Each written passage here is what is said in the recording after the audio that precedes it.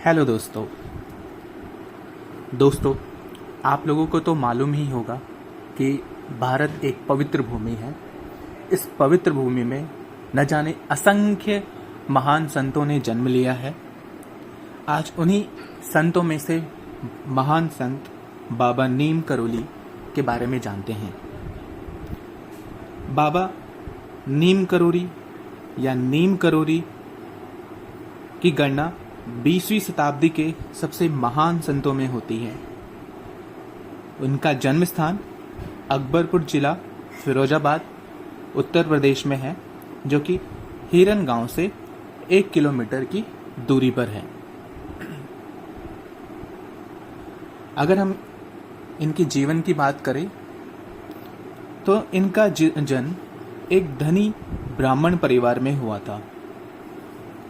11 वर्ष की उम्र में उनके माता पिता द्वारा इनकी शादी कर दी गई। शादी के तुरंत बाद साधु बनने के लिए इन्होंने घर छोड़ दिया, लेकिन बाद में अपने पिता के अनुरोध पर बाबा ने पुनः अपना वैवाहिक जीवन शुरू किया और घर लौट आए। कहा जाता है कि बाबा के 2 बेटे और 1 बेटी है। ऐसा माना जाता है कि महाराज जी की आयु जब 17 वर्ष की थी तो उनको संपूर्ण ज्ञान की प्राप्ति हो गई थी।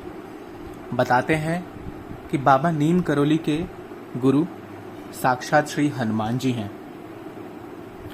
बाबा ने भारत के कई स्थानों का दौरा किया और विभिन्न राज्यों में अलग अलग नामों के नाम से जाने जाते थे।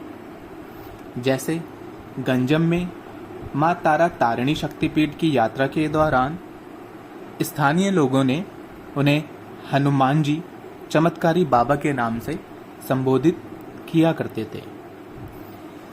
कहा जाता है कि एक बार बाबा ट्रेन में सफ़र कर रहे थे, लेकिन उनके पास टिकट नहीं था और टीटी चेकिंग के लिए आया और उन्होंने बाबा को बिना टिकट के पकड़ लिया। चूंकि बाबा के पास टिकट नहीं था तो टीटी ने बाबा को अगले स्टेशन पे उतरने के लिए कहा। अगला स्टेशन जो था उसका नाम था नीम करोली। क्योंकि स्टेशन के पास का गांव था नीम करोली, इसीलिए वो स्टेशन भी नीम करोली के नाम से जाना जाता था। जैसे ही गाड़ी वहां पहुंची, बाबा को उतार दिया गया। फिर ऑफिसर ने ट्रेन ड्राइवर को गाड़ी चलाने का आदेश दिया, लेकिन बाबा वहां से कहीं गए नहीं। उन्होंने ट्रेन के पास ही एक चिमटा धरती पर लगाकर बैठ गए। उसके बाद ट्रेन चालक ने ट्रेन को चलाने का बहुत प्रयास किया, लेकिन ट्रेन आगे बढ़ने का नाम ही नहीं ले रही थी। सभी लोग परेशान हो गए कि क्या बात है कि ट्रेन आगे क्यों नहीं बढ़ रही है, लोगों की समझ में ना आए। तभी गाड़ी में कुछ बुद्धिजीवी लोग बैठे थे, वो इस सारी घटना को देख रहे थे। तो उन्होंने अनुमान लगाया कि हो सकता है ये बाबा का प्रकोप हो है। उन्हें गाड़ी से उतार दिया गया है, इस कारण ये गाड़ी नहीं चल रही है। तभी वहां पे बड़े ऑफिसर आए। वो ऑफिसर बाबा से परिचित था। उन्होंने बाबा से क्षमा मांगी और साथ ही ड्राइवर और टिकट चेकर दोनों को कहा कि बाबा से माफी मांगे, क्योंकि वो दोनों बाबा के बारे में कुछ नहीं जानते थे। दोनों ने बाबा से माफी मांगी। सबने मिलकर बाबा को मनाया और उनसे माफी मांगी।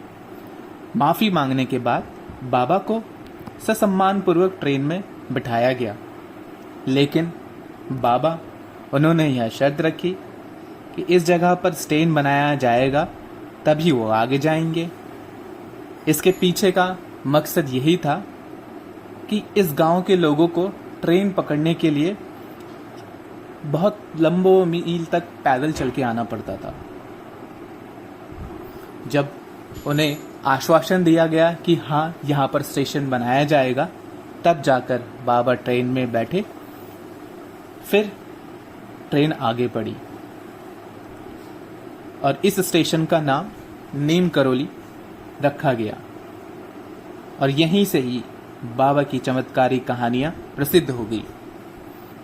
इसी स्थान से पूरी दुनिया में बाबा का नाम नीम करौली बाबा के नाम से जाना जाने लगा और यहीं से ही बाबा को नीम करौली नाम मिला था।